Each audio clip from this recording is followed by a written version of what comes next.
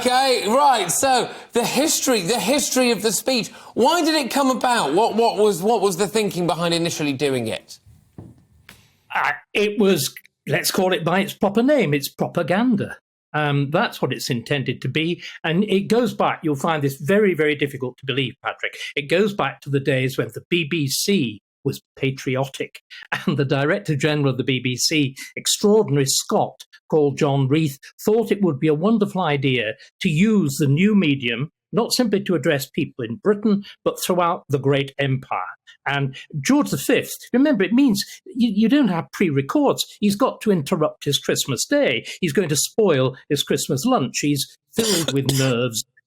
So what they do is they give him a script, and it's written by, I suppose, the greatest contemporary wordsmith, a man called Rudyard Kipling, the poet Rudyard Kipling, and it's very short.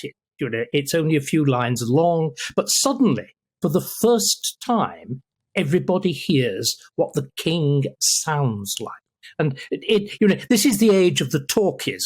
This is the age when suddenly cinema had ceased to be a series of flickering images, and you could actually hear what was going on. Now you can hear the king, this great, gruff, down voice here that's it smells of cigars and brandy and other such rich things and pheasant shoots or whatever. You can still hear it. It's wonderful. Oh, fantastic. David, how are you expecting the king to address us this afternoon? He's going to be nervous, isn't it, because he's his first one. Are you expecting any surprises from him in any way? It's going to be very different from you referred back to the first ones. This is also the anniversary of the Queen's first Christmas speech in December 1952. It's the 70th of that. And in that speech, the Queen absolutely went out of her way to say, I'm going to keep everything exactly as my father, George VI, as you said, her grandfather, George V, did. She even sat in the same chair, in front of the same table, in the same room at Sandringham at exactly the same time. Now, King Charles has already made very clear there's going to be an acknowledgement of his mother, as there was in his first accession speech a few hours after her death. But things are going to be different. Look at the previews we've seen of it. It's in Windsor.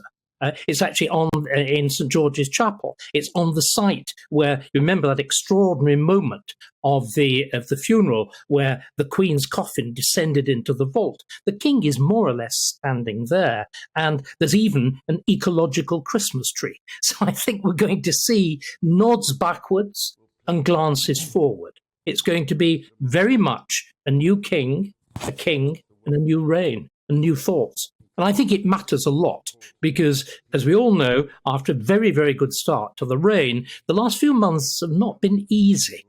They really haven't. There's been the whole horror across the Atlantic of Meghan and Harry. There's been the deep discomfort, which I think an awful lot of us on the station felt about the business of Susan Hussey, that strange neo-African woman, Ngozi Fulani and whatever. There are signals that the palace wants to be woke. A woke monarchy, really? Diversion, inclusion, and equity? There are big questions lying there. I don't suppose he will address all of them. I don't suppose he will address them very directly, but there will be hints.